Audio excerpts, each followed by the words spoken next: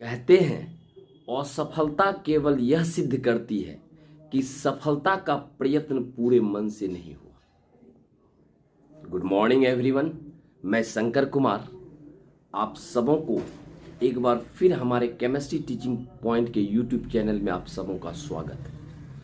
आज मैं बहुत ही बेहतरीन टॉपिक लेके आया हूँ कि आज के दौर में सभी स्टूडेंट मेहनत कर रहे हैं, चाहे वो बोर्ड की तैयारी हो, चाहे वो कंपटीशन की तैयारी हो।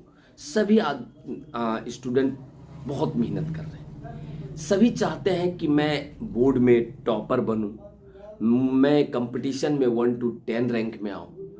तो आखिर 1 to 10 रैंक में आने के लिए आपको क्या करना होगा, किन किन बातों को आपको ध्यान में रखना होगा और किन किन बातों को आपको अवॉइड करना होगा। क्लियर है?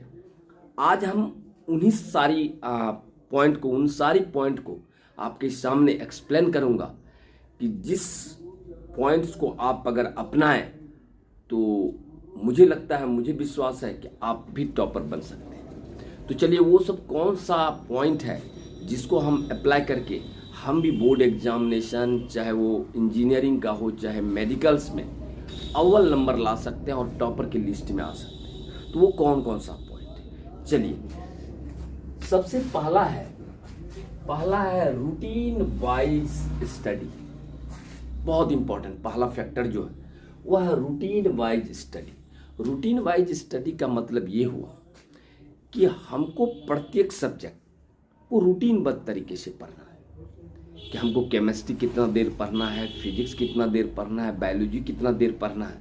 हम उसको रूटीनबद्ध तरीके से पढ़ें, रूटीन बना लेना है कि हमको इतना देर केमिस्ट्री पढ़ देना है, इतना देर फिजिक्स पढ़ देना है, इतना टाइम हमको बायोलॉजी पढ़ देना है। तो कहने का मतलब रूटीन वाइज आपका जो है पंक्चुअलिटी होना चाहिए।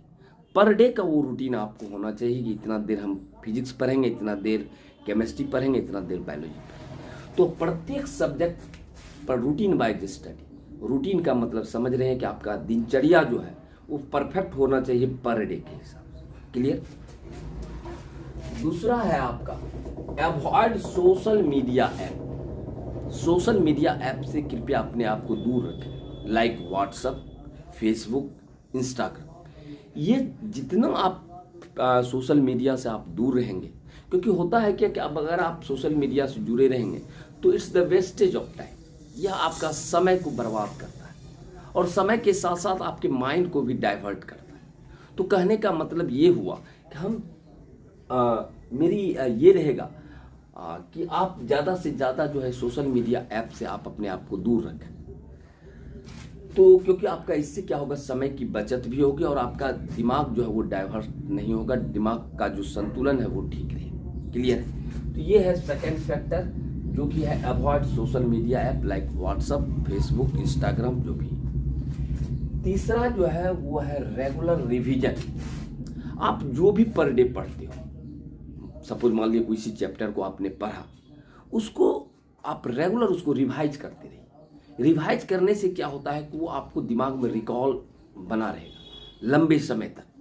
तो कहने का मतलब उस चैप्टर का रेगुलर रिवीजन होना चाहिए। जिस चैप्टर को आपने कमांड कर लिया, जिस चैप्टर को आपने पढ़ लिया, उस चैप्टर का जो है रेगुलर रिवीजन होना चाहिए।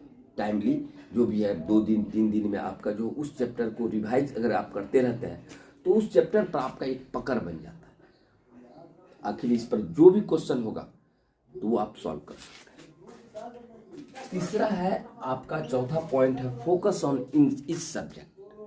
ऐसा नहीं है अगर मान लीजिए बोर्ड का एग्जाम आप देने जा रहे हैं, पता चल रहा है कि आप दिन भर मैथमेटिक्स लेके बैठे हैं या दिन भर केमिस्ट्री लेके बैठे हैं या दिन भर फिजिक्स लेके बैठे हैं। नहीं, आपको each and every subject, different subject पर आपको एकदम बराबर फोकस देना है, क्योंकि सभी सब्जेक्ट का बराबर वेटेज है। इसीलिए आपको फोकस ऑन इस सब्जेक्ट का मतलब हुआ कि सभी सब्जेक्ट पर आपको बराबर केयर करना है।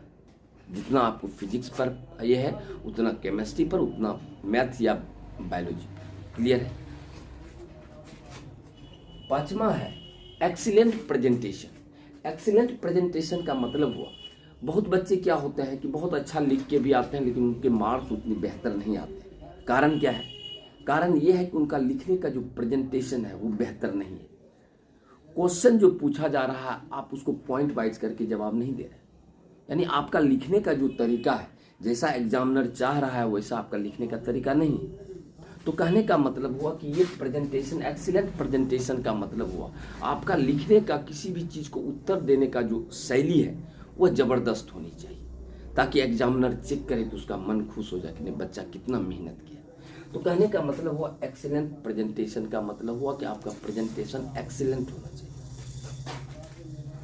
छठा पॉइंट जो है वो है गुड हैंड राइटिंग।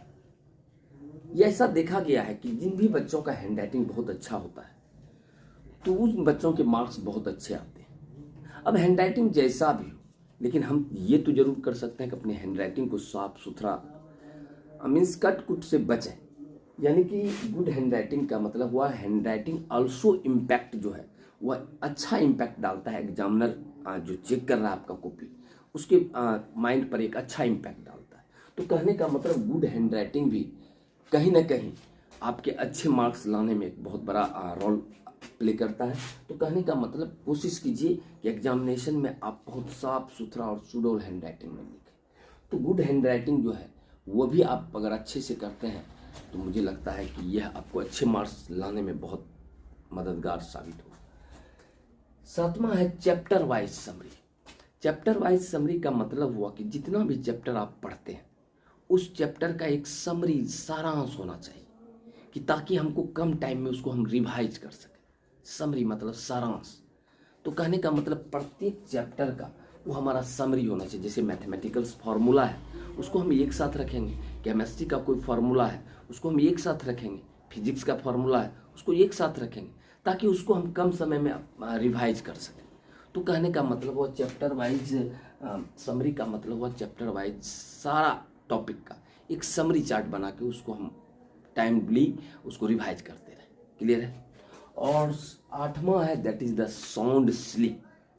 आपको तैयारी करने के लिए अच्छी नींद भी होनी चाहिए, क्योंकि जब तक आप अच्छी नींद नहीं लेंगे तब तक आपका मानसिक संतुलन वो आपका स्थिर नहीं होगा। तो कहने का मतलब हुआ कि साउंड स्लीप कम से कम आपको 7 से 8 घंटे जो भी है आपको सोना भी अनिवार्य है। इससे आपका दिमागी संतुलन कायम रहेगा। और रही बात तैयारी, जब आप करते हो तो ऐसा नहीं है कि रेगुलर आपको एक साथ 4 घंटा 5 घंटा 6 घंटा पढ़ना है। जैसे कि आपने मैथमेटिक्स शुरू किया तो मैथमेटिक्स बनाते बनाते 1 घंटा बनाए, उसके बाद बीच में थोड़ा सा आप गैप लेके थोड़ा सा आप घूमिए फिरिए। इससे क्या होगा कि आपका ब्रेन जो है ना वो रिफ्रेश होगा। ऐसा नहीं कि लगातार आपको बैठे रहना किताब पे, नहीं। आपको मैथमेटिक्स पढ़ के उठे तो थोड़ा देर 5 मिनट 10 मिनट हम घूमें, फिर हम फिजिक्स लेके बैठे, फिर थोड़ा देर इंटरटेनमेंट में जो भी आपका सारा है 1-2 गाना सुन लिए। तो कहने का मतलब इस तरह से आप जो है ना उसको लंबे समय तक, तो अगर इन सारी बातों को अगर आप फॉलो करते हैं तो मुझे लगता है कि आप भी, चाहे वो बोर्ड एग्जामिनेशन हो, चाहे आपका कंपटीशन हो, इंजीनियरिंग मेडिकल, जिंदगी के किसी भी कंपटीशन में आप टॉपर के लिस्ट में आ सकते हैं। तो कैसा लगा वीडियो, लाइक और कमेंट करके आप मुझे मैसेज करके बतलाएं। और यदि आप हमारे पहले व्यूअर हैं, पहली बार वीडियो को देख रहे हैं, तो मेरे चैनल को सब्सक्राइब करना ना भूलें, केमिस्ट्री टीचिंग पॉइंट। चलिए, थैंक यू।